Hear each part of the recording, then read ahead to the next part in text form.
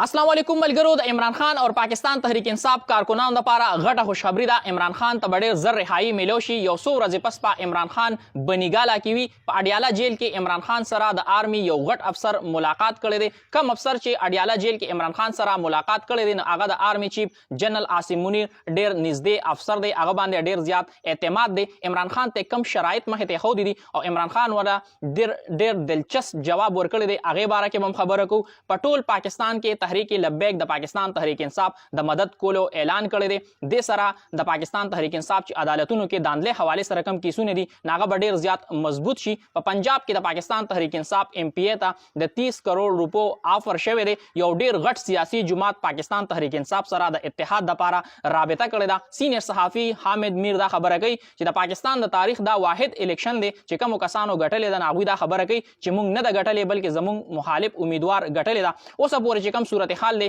هغه باره کې خبره کو خو دا غي نه مخکې تاسو ټول مرګرو ته دا ریکوست چې ویډیو په خپل هم پورا وګورئ او دا غي نه پسې مخکې ملګرو سره لازما شریک کړئ او کم کسان چې زما ویډیوز ټیک ټاک باندې ګوري نه فیسبوک باندې زما پیج ضرور فالو کړئ اډیالا جیل کې عمران خان سره د آرمی یو غټ افسر ملاقات کړی دی دا داوا چا کړی دا خبر خو تاسو سره شریکوم خو دا غي نه مخکې د پاکستان تحریک انصاف چې کم کارکنان دي دا غوی د پاره د خوشاله خبر دا دی چې د عمران خان د پاره کم حالات دي نو هغه تبدیل کېدل چې دي نو هغه شروع شوی دي صحافي عمران ریاض خان 2 ورځې مخکې دا خبر ورکړو چې یو څو ورځې پس په خاموشۍ سره عمران خان د اډیالا جیل نه بنیګالا ته منتقل کړی شي او دا به وویل شي چې عمران خان بنیګالا کې نظربند دی بیا به عمران خان ته لږ نور اجازه ته ملو شي چې د بنیګالا کم ایریا ده هغه کې هغه واک وغیرہ کولی شي او بیا یو څو ورځې پس په دا خبر راشي چې عمران خان په ټولو کیسونو کې ضمانت منظور شو او اوس عمران خان مکمل آزاد دی چې کم زیاته تلل غواړي نه ال تتلی شي او دا به صرف د دې لپاره کیږي کوچره عمران خان ډایرکټ د جیل نه پریدي نه بیا به د عوامو یو سیلاب راشي نه لہذا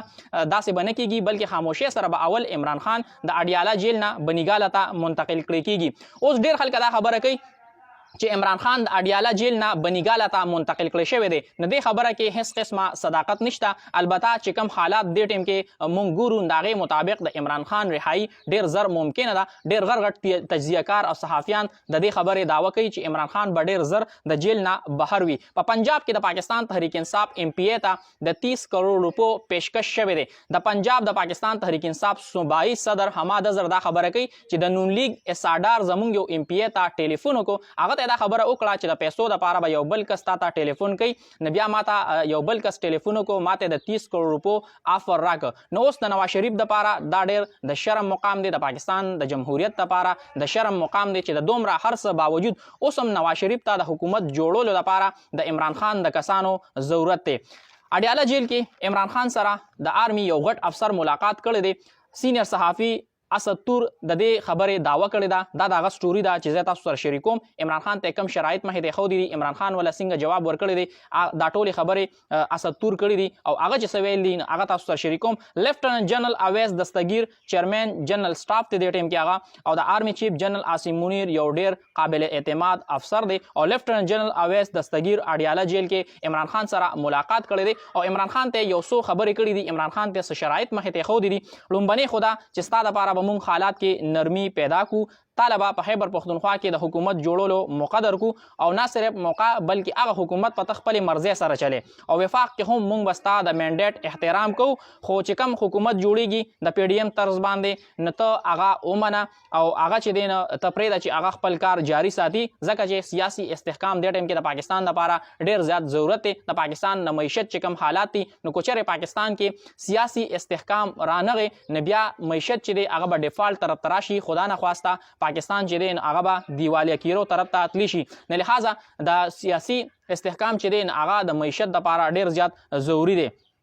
او د لپاره کوچره پاکستان کې سیاسي استحکام راشي نه بیا چې کومه عالمی ادارو سره موږ معاهده کړی دي نه هغه به موږ پوره کولی شو او عمران خان ته دا خبره کړې ده نه عمران خان ولا ډیر دلچسپ جواب ورکړی دی صحافي اسد تور دا خبره کوي چې عمران خان نه خپل کیسونو باره کې خبر وکړه نه دا ویل چې یاره زه بهر ملتزم یا ما د جیل نه را بهر کې بلکې عمران خان چې کوم جواب ورکړی دی نو هغه باندې چې کوم د آرمی افسر دی نه هم ډیر زیات حیران شو او هغه دا خبره لومبي وکړه عمران خان چې زما کم سیټونه مانه داندلې په ذریعہ باندې اغستې شوي دي ناغه د ماته واپس کړی شي نو کو داسې کیږي نو بیا تقریبا د 50 نه زیات سیټونه به پاکستان تحریک انصاف ته دوباره میلو شي او بل دا خبره وکړه چې تاسو مزید د پاکستان په سیاست کې مداخلت مکوي چې کوم آرمي افسر دی هغه ته دا خبره وکړه کوچره تا ته دا ښکاري چې یاره زمانه داندلې په ذریعه باندې سیټونه اغستې شوي دي ته عدالتونو سره رجوع کا او موږ به هغې کې هیڅ قسمه مداخلت چې دی نو هغه نه کوو. صحافي اسدتور دا خبره کوي چې عمران خان دپاره عوامو په خپل عزت او په خپل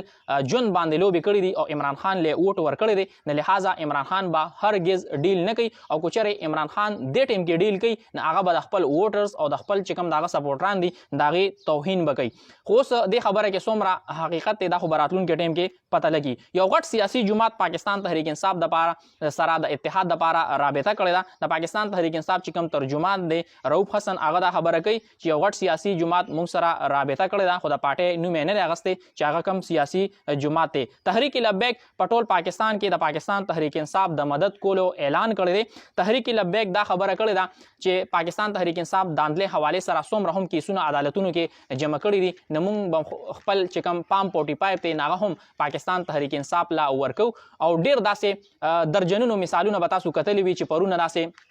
د پاکستان جماعت اسلامي سره تعلق لرونکي حافظ نعیم الرحمن هغه خپل سیټ پرېښود فنکشنل لیگ هغوی خپل 2 سیټونه پرېښودل هغوی د وویل چې یاره مخالف امیدوار په دې باندې کامیاب شوی دی د پاکستان تحریک انصاف چې کوم آزاد امیدوار دی. دې نه علاوه ډېر زیات